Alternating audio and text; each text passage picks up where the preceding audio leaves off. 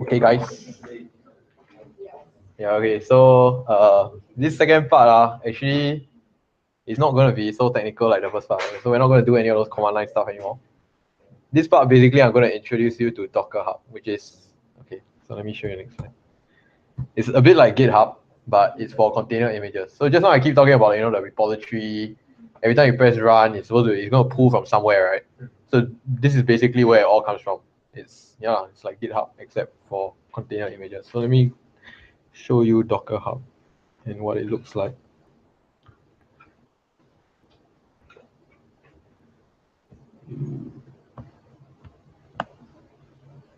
Okay.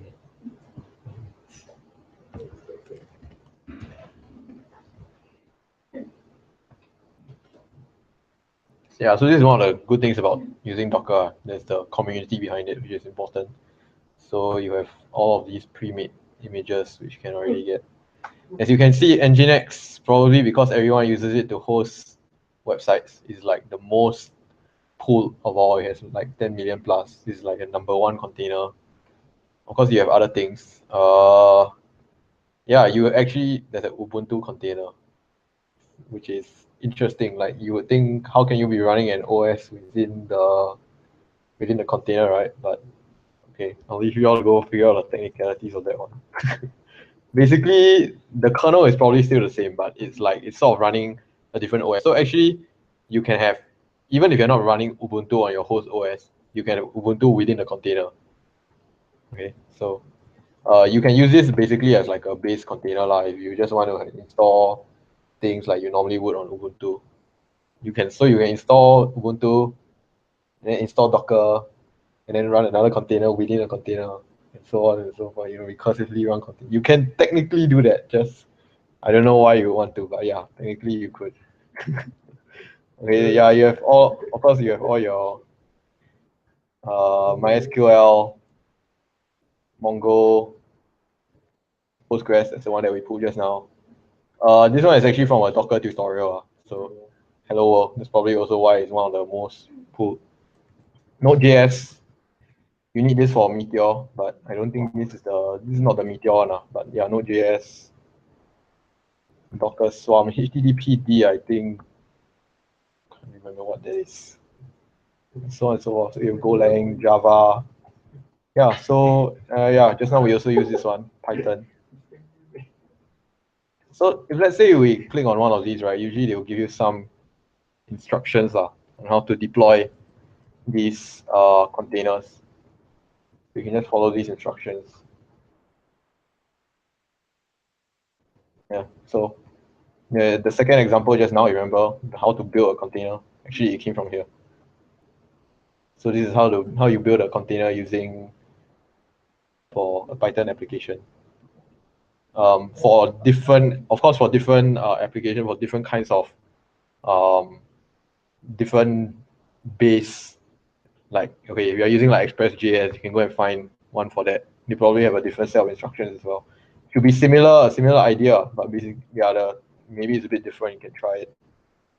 Now, of course, you have all of these. They will normally just give you instructions. So yeah, actually, Docker, you don't have to, exactly remember all the commands. Ideally, you should be able to roughly understand what it's trying to do, lah. So in case you want to do a bit of debugging in case something goes wrong, or you want to have a bit more flexibility to change what the directory is doing, at the very least, you should be able to understand what these commands are doing. So yeah. So that's Docker Hub.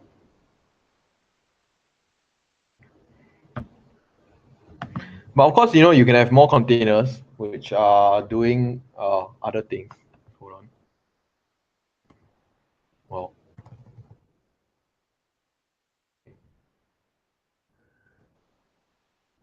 Okay, so yeah, these are just like the basic containers, but of course you can have other containers which are basically other developers who are shipping their own applications.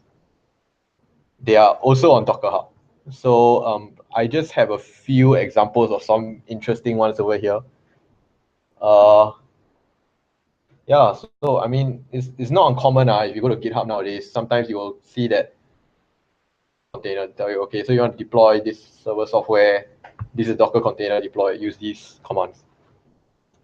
So yeah, I mean, Docker really makes things a lot more convenient because last time when you want to do this sort of thing, right? If let's say you have some server application that you want to deploy, the instructions are going to be like, oh, okay, you need to install this dependency, install Node.js, make sure it's the right version, then install all of these other libraries, and then finally install the download the GitHub, and then blah blah blah. So it's a very very long process. But when you have a Docker container, because everything is just one box, so all you need to do is Docker run and some stuff, then it will run the entire application for you. So some examples of some of the things that you can get hold of with in a Docker container. I actually use this personally. This is Jupyter. Anyone heard of Jupyter? So Jupyter basically is like an interactive code notebook sort of thing for Python. Mostly for Python. You can get it in other languages, for R and Julia as well. But basically, I find this very good because for me, I'm a business analytics major, right? So I have to sometimes do all this kind of like data science homework and stuff like that. And normally, when you're doing data science, I mean, in software engineering, normally when you submit the final application, you want to hide away all your code, right? But when you're doing data science, usually the code and the trace back as to what exactly you did to the data is all very important. And of course, Jupyter also allows you to draw graphs completely in line. So it's not like, if you normally draw in Python, it's like you write the code somewhere and then your graphs and your graphics and whatever, it's all going to appear in another window somewhere. So here it's all inline. It's just going to appear in the same place. I actually have this deployed on my own server, so I can show you this. Just it's a very good application that you can try next time if you need to work with any data. Nice.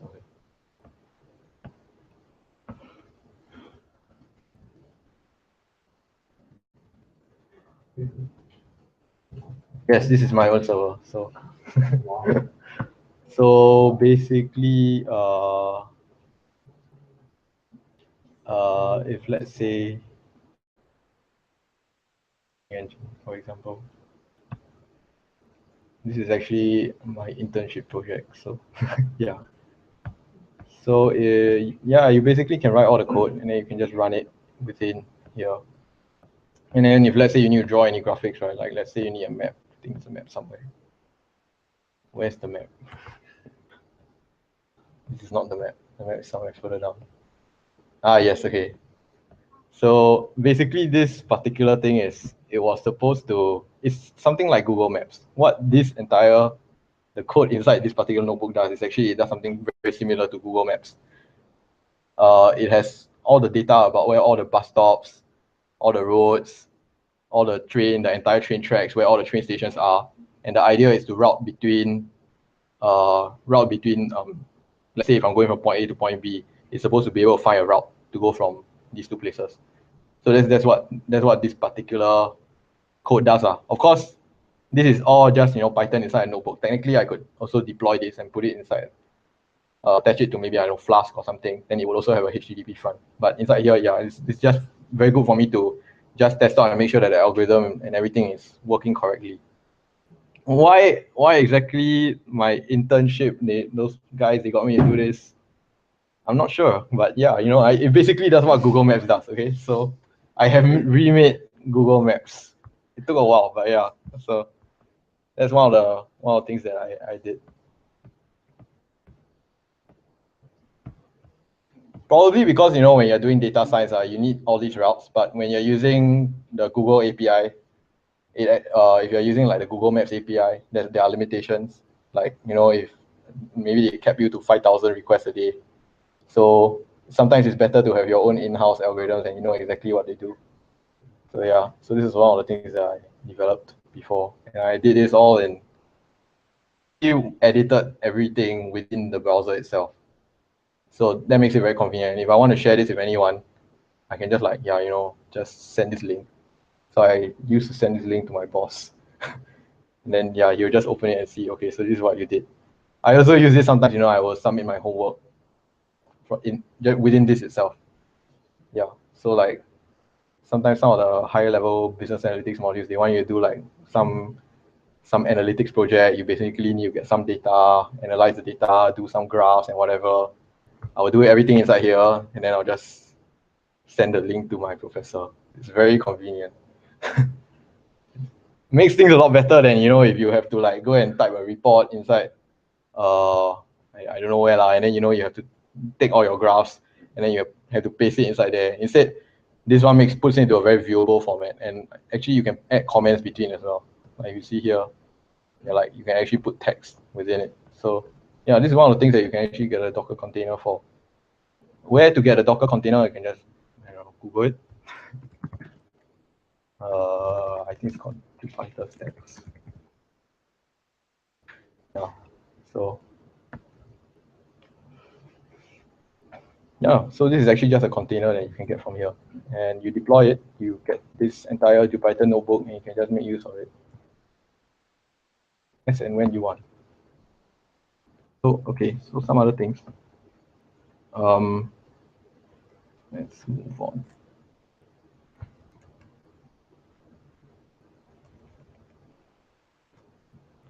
How do I show this without it going back to the first slide? Oops.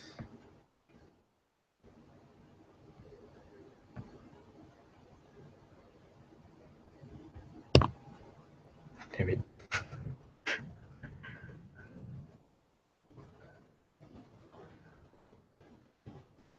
Okay, open source routing machine. This one is actually another thing that is also similar to Google Maps, except that this one it uses OSM data. So it uses the OpenStreetMap data in order to generate routes. It's another tool that sometimes I also use if you are doing any kind of geospatial analytics. Yeah, this is one of the tools that you can possibly use.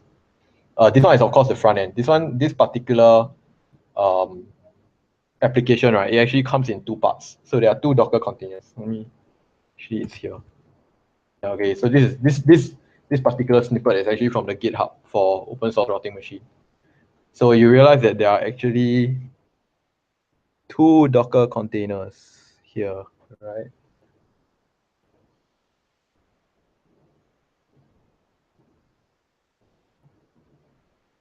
Right. And then there is backend. Oh no, they have more than two containers. Okay, but okay, the two containers that you should need are basically the backend. The backend is where the HTTP API is located. So that is where you can basically send requests via curl or Python or whatever. You can send requests to it, and it will give you the route. Yeah, it will give you the route lah. And basically, it comes back in a JSON. Yeah. The front end, which is this thing over here, is deployed actually in another container. So when you deploy this application, you need to deploy both containers and then link them together. That's how it works. Some other things. This one is a little bit like this is a bit like Dropbox. NextCloud is actually a bit like Dropbox, so you can deploy your own Dropbox if you want and host your own files from your server. Or in a way, it's like a NAS lah, you know, like network storage. Yeah. So this basically allows you to access your files easily from some web page, and you can just host it online. You can download any one of these files anywhere you want to go. Yeah, works very similar to Dropbox. I guess you will ask why would you use this over Dropbox, right? Well, first of all, the space is completely up to you. So add as many hard drives as you want. That's one of the things.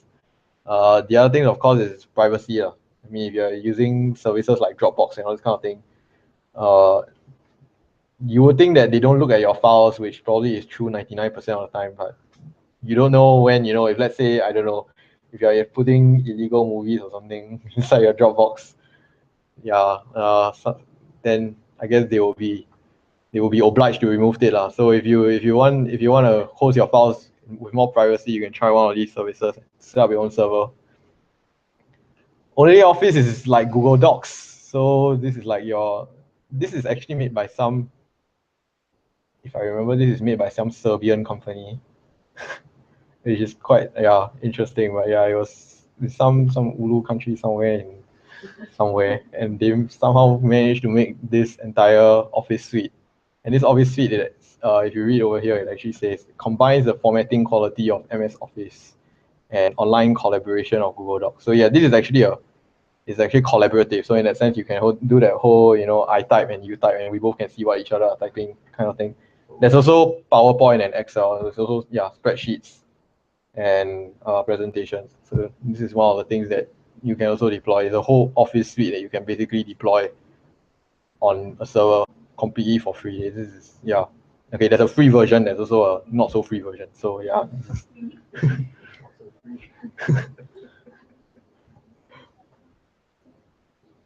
Okay, this one was actually a suggestion by Jin. He asked like, how do you host your music? If let's say I have some music on a server, right, and I want to listen to it from anywhere, one of the things one of the things that you can host using a Docker container, another piece of software that is available is actually this Apache, which you can host it. I've never tried this before, but yeah, I did find it. And so if anyone of you wants to you ever have that thing where you want to listen to your music and you have it stored locally and you don't want to subscribe to Spotify and you don't like their advertisements, you can use this.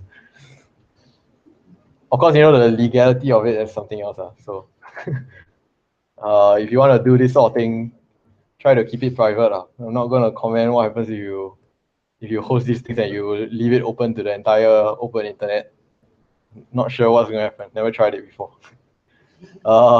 Okay, Radarr. This is actually, I thought this was quite interesting because this allows you to download movies and TV shows completely automatically. So you don't even have to like tell it, okay, go and find this torrent and whatever, and then get your torrent client to download it, right? Instead, now your torrent, your server is just going to torrent everything for you. You just need to tell it what movie you want. And so this is another interesting thing that you can try. Again, the legality of it is something else, but yeah. So you want to download movies, and then if you want to watch your movies, you can use this. It's Kodi. It's basically like this thing is actually like a whole media suite. So actually this also works for music. It allows you to host like an entire library of media. If you store a lot of media on your server, you can host one of these things. And yeah, it basically allows you to stream your movies from your computer anywhere. Again, especially for movies, don't leave it on the open internet, okay? Otherwise, you not only infringe your internet, your ISP's like terms and conditions, you're probably also breaking a lot of copyright laws. Well, you would have broken copyright laws anyway. It's just whether you do it privately or on the open internet, okay? So keep it private. Don't, or at most you can share with a few friends, but don't tell the whole world about it. So there's just some fun stuff that you can do. I'm not going to deploy any of these. Actually, yeah, I mean, I really should give you an example and try to deploy some of these on Docker. It's ideally, I think it should just be a few commands, but sometimes you still need to do a bit of debugging, even though they give you very nice instructions, right? But unfortunately, my computer has run out of battery, so I'm not gonna try to do that. Yeah, okay, so this is just the last bit of it. Some advanced topics that I feel is like important if you want to do server deployment. Because when you do server deployment, when you become your own web administrator, at the end of the day, there are certain authorities and certain powers that you are entitled to, and there are certain things that you need to keep track of. Especially one of the things that I'm going to talk about here is security, and also some advanced things that you need to think about when you want to deploy your application, let's say across a few servers and some things like that. So it's just some additional information that when you're deploying an application, I feel that these are the things that you should be thinking about more than what you're doing right now. In doing the examples and all those, it's kind of like, okay, so I just want to get it working, right? And I just want to try to get it working on one server. But when you eventually deploy an application, you are deploying it for many users. And if your application gets large enough, for those of you who are fortunate, if there are a lot of users, then eventually you're going to exceed the load of one server. And so at some point, you're going to have to think about how you're going to split this across multiple servers. So yeah, some of the things that I think you should consider when you eventually deploy an applications on a larger scale is like you need to have a very good handle on what your server load requirements are. That means like how many users you have, how much CPU is using, how much memory is using. These are things that eventually when you deploy your application, you need to have a very good knowledge of these how to say the requirements of the application. Otherwise, if let's say one day at some point you really exceed the requirements of your server and you exceed it before you expand your infrastructure, then you're going to end up with, your users are going to experience a lot of lag, or sometimes they will just have drop connections and all kinds of things. Just, of course, it's not good. I'm not going to cover all of this. So there's physical infrastructure reliability, network reliability. Those are things that, yeah, at some point you have to think about. Usually, you won't know this off the bat. You will hope that it is reliable, and then when it breaks, you will know that it's not. So, so yeah. So I mean, physical infrastructure reliability, I think just one of the things to note is, of course, when you deploy things on a server, make backups. Your database and everything, don't deploy once. You deploy a few times. If you actually care about your data, you deploy a few times and you save your data across a few hard drives so that in case any of your infrastructure fails, especially hard drives or even now solid state drives, they also can fail. Yeah, just make sure that you have a backup of everything. Network reliability, I think in Singapore is pretty good, so we don't really have to talk about that. Planning for downtime. So downtime, okay, when I get to that slide, I'll get to that. Scalability and expansion flexibility, security, that's very important, and infrastructure costs is basically which service, be it AWS or DigitalOcean or whatever. So yeah, I'll talk about that in a moment. So application load. Okay, so yeah, like I was saying, right, I think one of the first things that you should do when you eventually deploy your application, you need to get a good handle on what are the loads on your network and also the loads on your server when you deploy it, to know whether or not your server is sufficient. If you deploy like the smallest droplet, droplet is a name for server on DigitalOcean. You deploy the smallest denominator, right? It actually has like 512 megabytes of RAM, not a lot of processing power. And in terms of like, they also limit the amount of network bandwidth that you are allocated. So you would want to get some idea of like how much CPU, how much memory is using. And you can do this using, I don't know whether you all know any application load testing kind of techniques, but you can do this by using curl. Curl is one of the methods. Basically, curl is like it's like you just send a request to the server via the HTTP API. Yeah. So that's basically what curl does. So once you set up your HTTP API, if you're using Meteor, you can't use curl because Meteor does not use HTTP at all. So yeah, if you're using Meteor, that's not going to work. But if you're using a more traditional kind of data stack, then curl is one of the things that you can use. Just repeatedly call your API and see how much server CPU it takes to respond. So yeah, so basically you monitor and then you load test. Another way that you can do this is you can do this using a script. This one will work for Meteor. So basically you get this thing called Selenium. Selenium is this library that allows you to control a browser programmatically. It's quite interesting. You can, it allows you to, how to say, to script what you want to a browser to do. So in a way, when you actually start up Selenium and you make use of it, right, it looks quite awesome on a computer because it looks like the computer is surfing the web by itself. Because you'll basically be like, Selenium, the way that it works is like you basically, okay, I want to find this button, then I click on it, and scroll around, maybe scroll to the bottom of the page, and then find this button, find this link, click on it, and then do something. And basically it allows you to script the entire thing. So the idea here is you want to script something that is going to emulate something that you think a user is going to do. And by doing that, if you start many of these and you instantiate it many times, you start many of these scripts, then likewise you can also go and monitor your server load based on it's sort of like user testing, but with fake users in that sense. So your users are simulated. This is a little bit better than using API calls, because when you do it this way, right, it means that you know which of the API calls are being used more often, which parts of your API is being used more frequently, and which parts of it are not, and which part maybe it takes a little bit more time to respond. You can also time the server response time, and so you know which ones are taking a little bit more time to respond and which ones are not. Yeah, so that's another tool that you can use. And of course, the other side of it is that you need to monitor your server. There are a lot of tools online that you can find, also usually packaged in Docker containers nowadays. One of them is Server Relic that you can deploy on your server, and then it basically monitors your server load and the network load, and it will give you this nice GUI that you can see everything from there, like your CPU load, your memory usage, and all this kind of thing. But of course, if you just want the simple method, you can just use stop. So you just go to your bash or whatever, you type in top, it will show you CPU usage.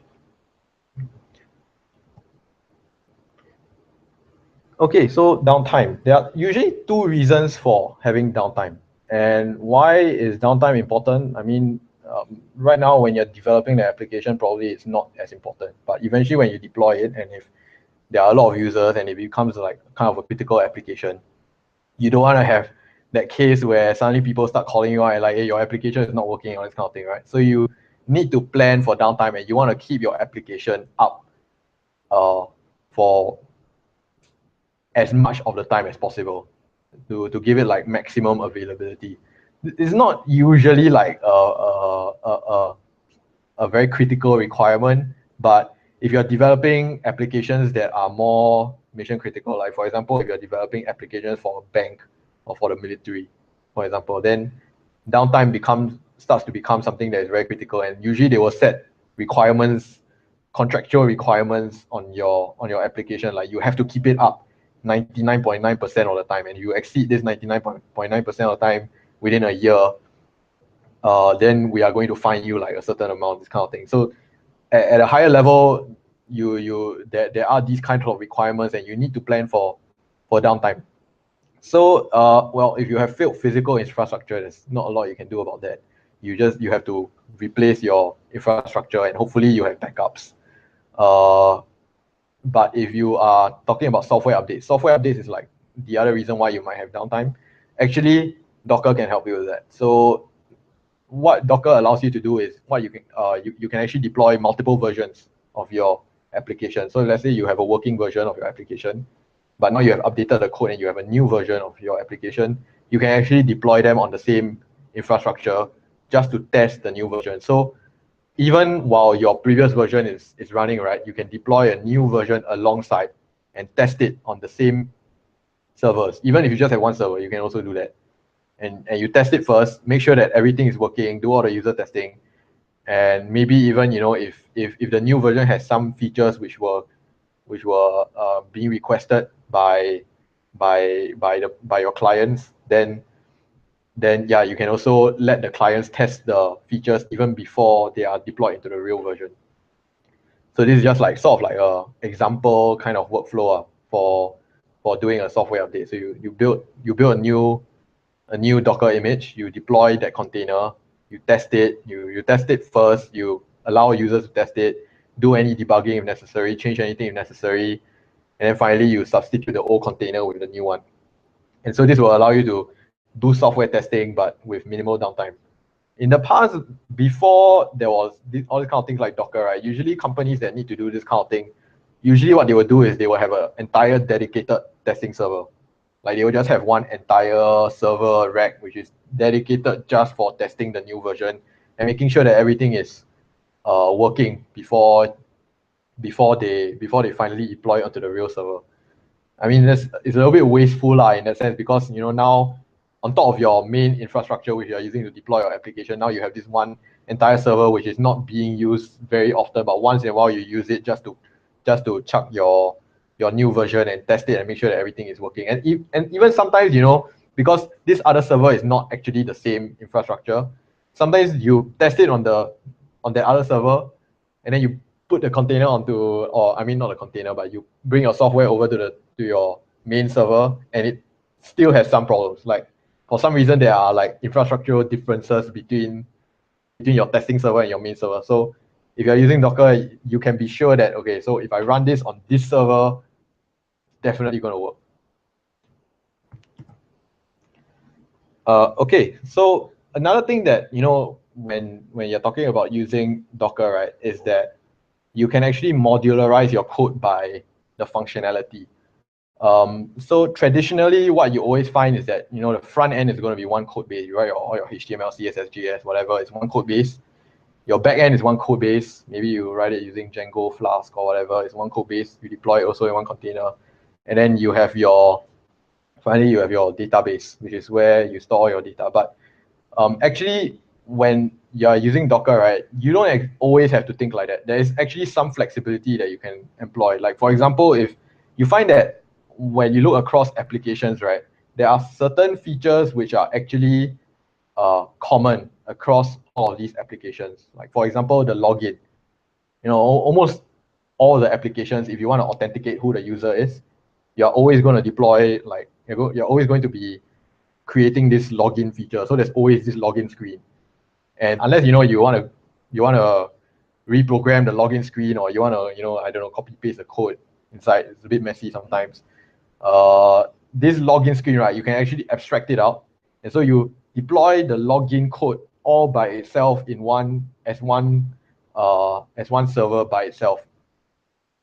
And so also, yeah, I mean, you can basically do this for multiple features. So for example, if your application has some microservices, some e-payment system, has some extended features, main features, you want to deploy analytics, yeah, you can actually break these down by features. And as long as these containers are able to talk to each other using the same protocol, like, I don't know what protocol, it doesn't necessarily have to be HTTP. In fact, you can technically design your own protocol to determine how these containers are going to communicate with one another. But yeah, you can actually break these up by features, and it also makes it somewhat easier to develop. Because now, let's say you can just give a responsibility to one of the developers on the team and just say, okay, so you are just going to work on login, and that's all.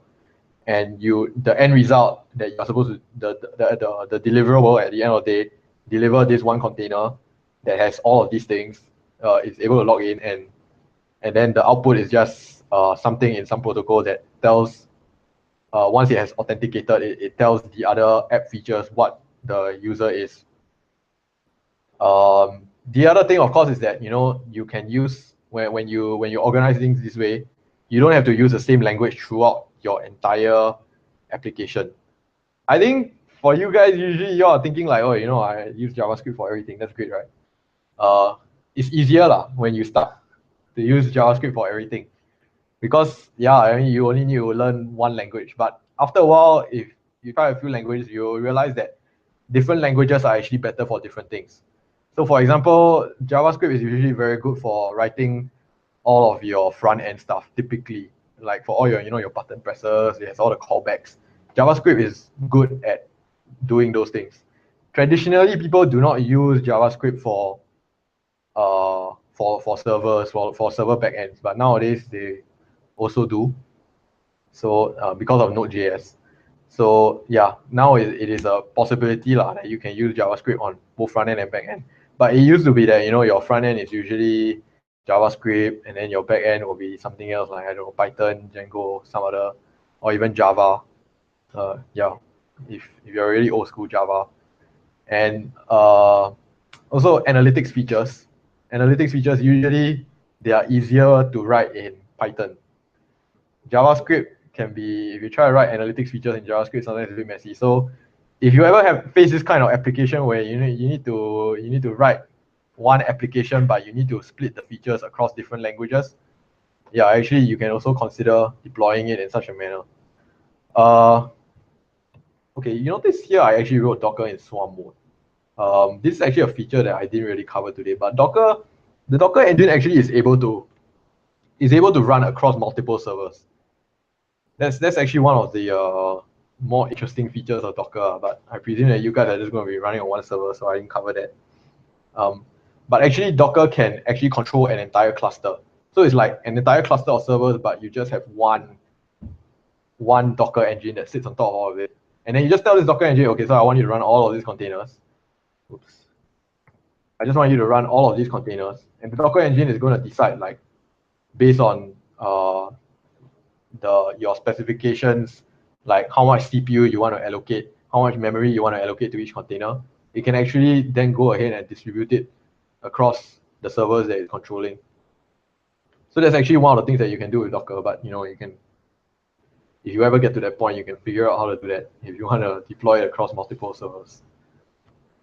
Okay, so at this point, yeah, okay, I need to talk about security. You can't really have a server deployment talk without talking about security, because at the end of the day, you're going to be deploying things on the open internet. Even just now, we already deployed things on the open internet, like the when we deployed the website, that was already on the open internet. So anyone from anywhere in the world, if they actually, they type in the IP address, they can actually get access. They can already access that server on that port. So one of the things that is very important when you're talking about server deployment, of course, is to make sure that your server is secure. So here I'm just going to mention 2 security features which I think are the most important. Of course, there are many others, because when you're talking about security, if you just have one hacker that one day breaks into somewhere, bad things are going to happen. And when you're talking about server, it's like, if you talk about an analogy, it's like a house, and the SSH is like the front door. So obviously we're going to put the biggest lock on the front door, because this is where people normally walk in and out. But of course, there are always all the windows. You can talk about things like SQL exploits, all kinds of other things. But yeah, these are the 2 most important that I think you most definitely have to deploy on your server if you want it to be secure. So the first one is going to be public key encryption. You remember that you sent me your public keys. So yeah, you remember that you sent me your public keys, right? So this is where I explain to you, like, kind of like why it's important to use public keys, why I didn't just give you a password and say, okay, so this is how you access the server, just use this user and password and done. Even though that is a lot simpler, public key encryption is actually nowadays is not really just an extra security feature, it's a necessity. If you just use a password, almost all the time your server is going to get hacked at some point if you leave it 24/7. The other thing that I'm going to talk about is secure socket layer. Okay, talk about that when we get there. So basically, this is kind of like a simplified kind of explanation of how what the difference is between password-based authentication and public key authentication is. It all starts on the same point, actually. The client and server actually always establishes an encrypted connection between each other, and it always starts at this point. So even before anything starts, everything is actually already encrypted. So other people outside cannot actually immediately access this information so easily. It's not in plain text.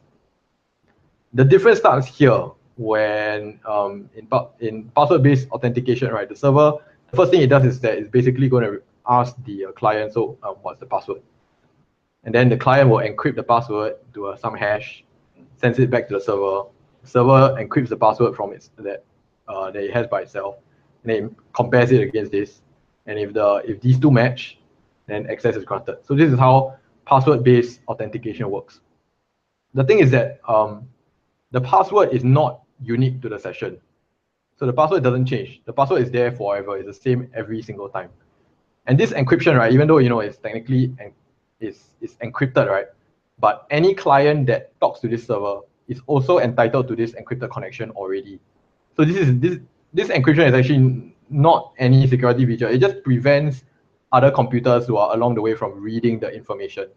But actually, the encryption is not it's not going to make your server any more secure to attackers who are trying to gain access to your server via SSH.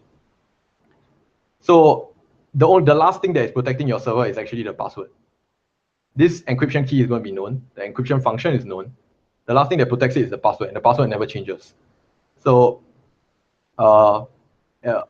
nowadays, attackers normally all they have to do is they need to just brute force their password, and at some point they're going to get access to your server.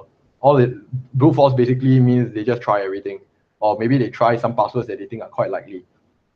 And especially because normally when you deploy a server, you need the password needs to be humanly rememberable. Like you need to be able to remember this password, right? And so this password usually is of very limited length and complexity. Like it's not going to be very long. So yeah, it's susceptible to brute force attacks. But if you talk about public key authentication, where it's different actually is, okay, let me just run through this. So basically the client is going to send the ID, it's going to request that the server look for this ID first, which is basically the ID of the public key. So the server has this entire list of public keys, which, when you send to me all of your public keys, I put it on the server and it goes into this very long list that the server keeps hold of. It's going to look onto this server and check whether this public key is on the server.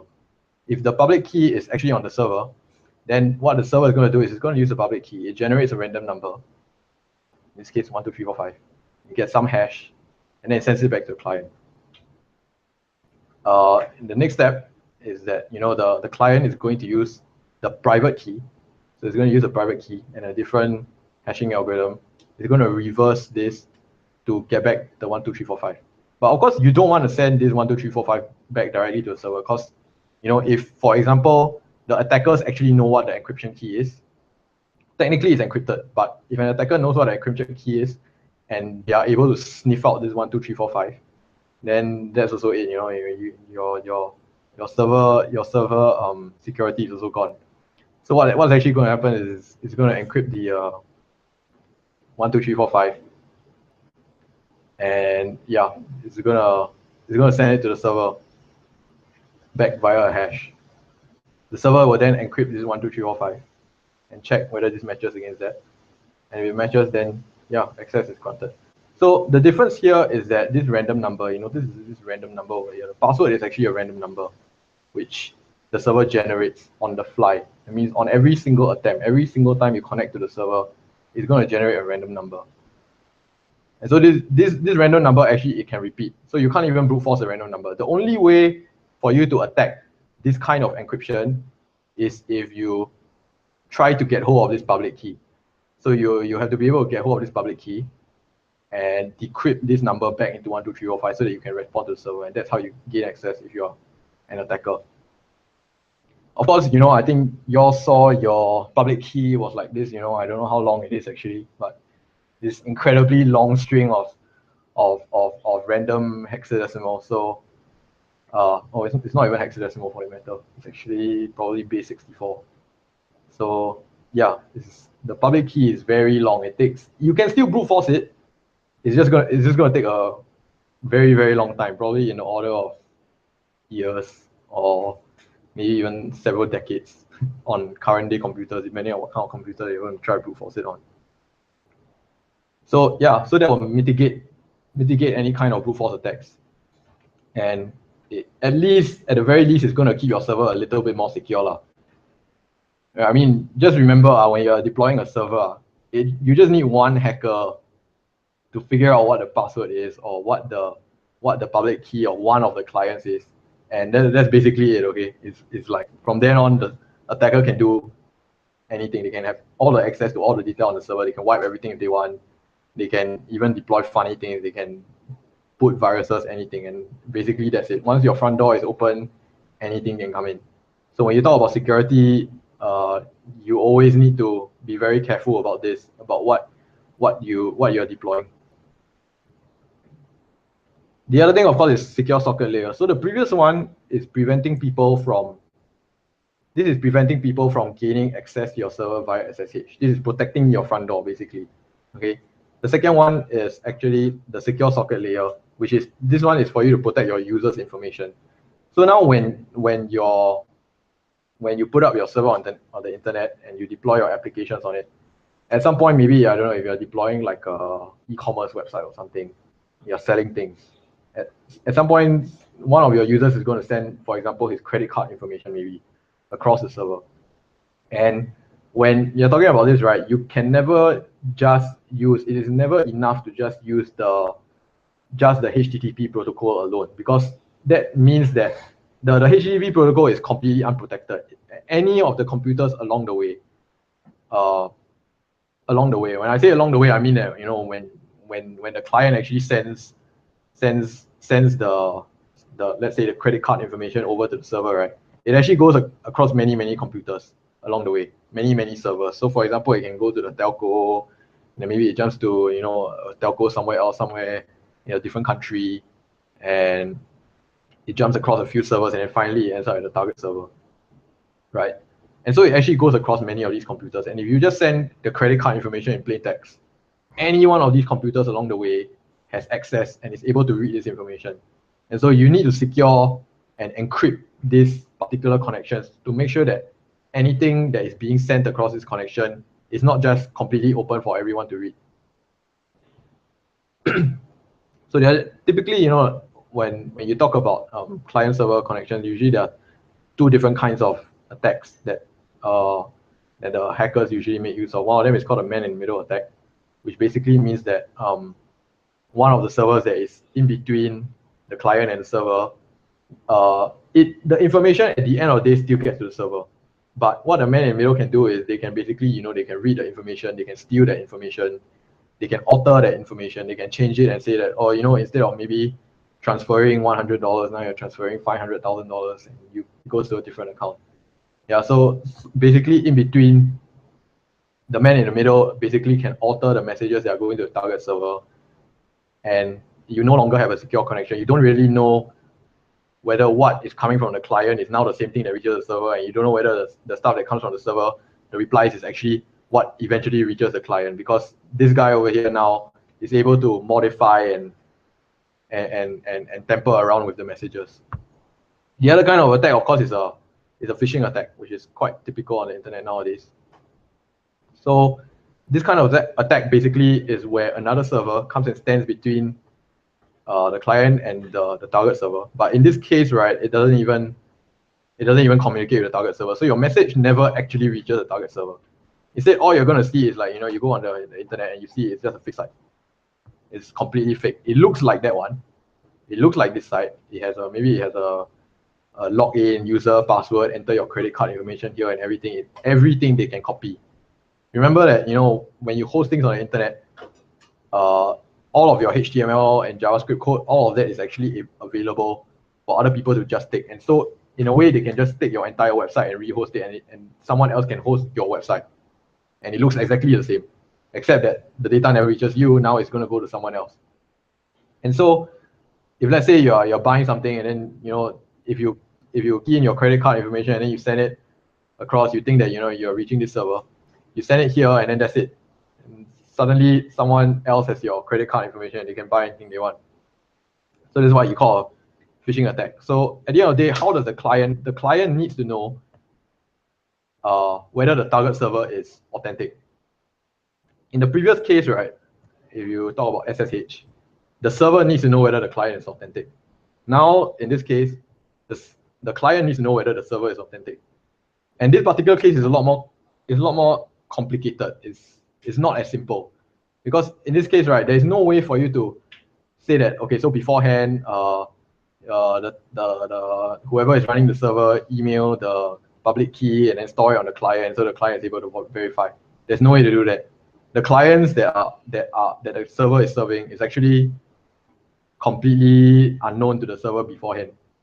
So the way that they come up with a solution for this actually is there's actually a third party involved, which is, they call it a certificate authority. So basically what happens here is that the server, right, actually, when you're setting up your server, you have to make a request to a certificate authority, you send them your public key first. So you send them your server's public key, and then the certificate authority is going to use your public key and it's going to sign the certificate using their own private key, their so-called the root certificate key. And so they're going to sign this, and then they're going to come up with some certificate. So the certificate is now on this server. And so now whenever the client actually requests anything from this server, right, is going to be, first of all, the connection is going to be encrypted. And second of all, it's going to send across a certificate so that the client can verify that this server is actually the server that, you know, is who they claim to be. And who is making this verification? The third party, the certificate authority. The thing is that this is actually a partial solution, okay? The third party, technically, the certificate authority, technically can also go rogue. That means they can actually just say that, okay, so actually is this server, is not that one. And then now you believe that this server is the genuine one. And at the end of the day, the entire encryption breaks. So this is, honestly speaking, is just a partial solution. But at least, you know, if we are able to now trust this certificate authority, we don't have to store a database of every single target server's public key. Instead, now what all you need to do is you store a list of certificate authorities that you can trust. The certificate authority verifies that this server is legitimate. And by trusting this certificate authority, you can trust any of the servers that has this certificate authority signature on their certificate. So that's the basic idea. So when the client gets hold of the certificate, it verifies that, you know, the server that is on the certificate is actually this server, and that is done pretty much using the same private key public key architecture that was used for SSH. That's the first step. And then the second step is that the certificate also contains the name of the certificate authority. So it will verify that, okay, so this certificate was signed by this certificate authority. It's going to verify whether it trusts this certificate authority. And this list of trusted certificate authorities, right, is actually usually is packaged with the client. So it's your browser usually has this by itself. If you don't want to know what happens when you don't get a trusted certificate, sometimes the target server actually encrypts the connection, but the certificate is not trusted. So I don't know whether you all have ever seen it before. You know, if you're in Firefox, you get this big X and it says something like someone is trying to steal your credit card information, or something like this is not a safe part of the internet, blah blah blah. Yeah, the reason why you get that information is because the reason why you get that screen, right, that big red screen with a big X, is because the connection is encrypted, but it does not trust the certificate authority. So it's telling you that, okay, so you may want to check whether you trust this website or not. Yeah. So basically, when you use the secure socket layer, that is when you will get hold of your HTTPS. You know, this HTTP and HTTPS, right? Sometimes when you access a website, so let's say if you go to, say, IVLE or something, let's try it. Let's say you go to IVLE. Oh, or even GitHub. Yeah, even GitHub, you see that there's this HTTPS over here, right? This secure thing, it basically means that it's using the secure socket layer. And this particular part here, you notice that there's a green lock. This part means that it trusts the certificate authority. If you actually click this, I think you can.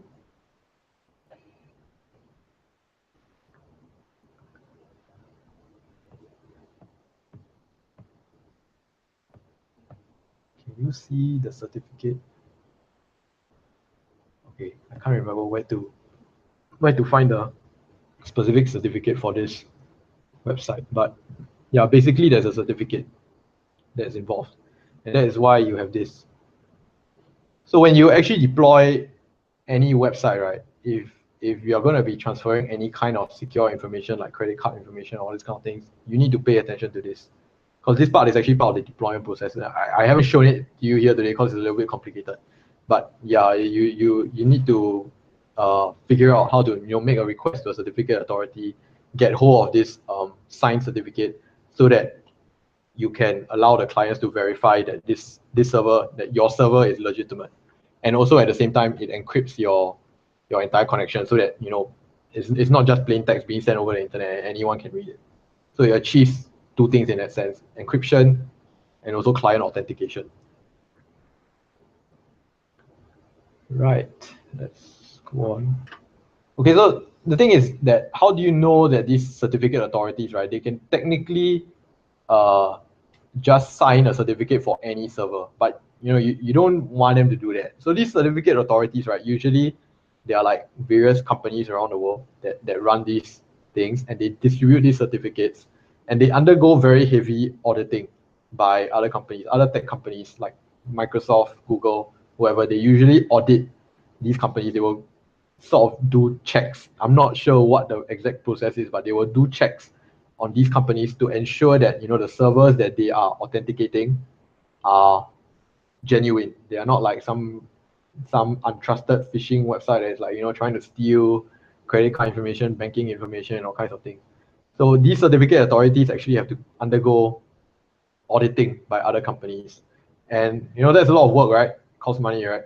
So at the end of the day, you'll find that your certificates, if you ever want to get hold of one, they're actually very expensive.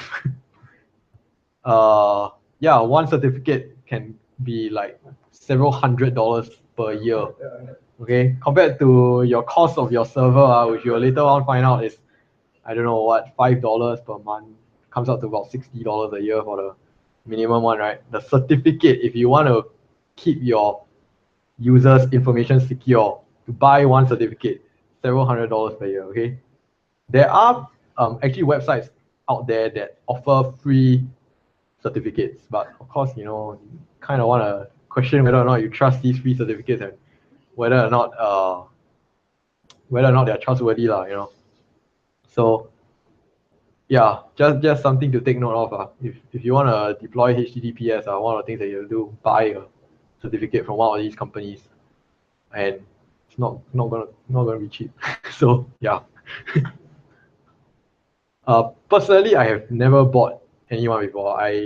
So far I have not had an application so critical that I need to buy one of these certificates. I have used the free ones before, because like let's say if I'm sending files over the internet, sometimes you want to secure the connection. I also do use that, but I use the free ones. The free ones are good if you are okay with them. You don't know which other kind of servers they authenticate, but since I'm just using the server myself, right? So yeah, usually if it's just one person, it doesn't affect too many people, then okay lah, you can use the free ones. But so actually for to just get some practice, you can try one of the free certificate authorities. I think one of them is, okay, I can't remember what it's called, but I did see one yesterday. So yeah, just one of the things that you have to take note of. Okay, yeah, and finally we get to infrastructure cost, which is basically which service you're going to be deploying on. So I think some of y'all are asking, like, I gave y'all this IP address, right? Where did it come from? It's actually hosted on DigitalOcean. When you talk about hosting a server where your physical infrastructure is, nowadays it's very convenient because you have all of these services out there. The two that I would recommend to you, DigitalOcean and Linode, they basically give you this blank Linux shell.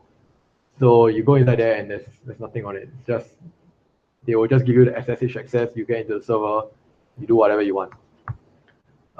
Amazon AWS and Microsoft Azure usually is not as easy to set up. They usually have a lot of other things that you have to set up inside the web management console, but they are usually a little bit more application specific. So let's say if you are deploying some specific database, right? Instead of deploying the Docker containers directly, usually they will deploy some kind of virtualization, not Docker, but some kind of containerization on their end.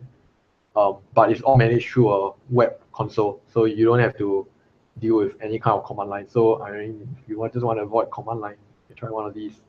Amazon AWS, Azure. The other one is Heroku. You can also try that. Any one of the platform as a services you can actually try. Yeah, that's it. So that was the last slide. So any other questions, you can message me on Slack.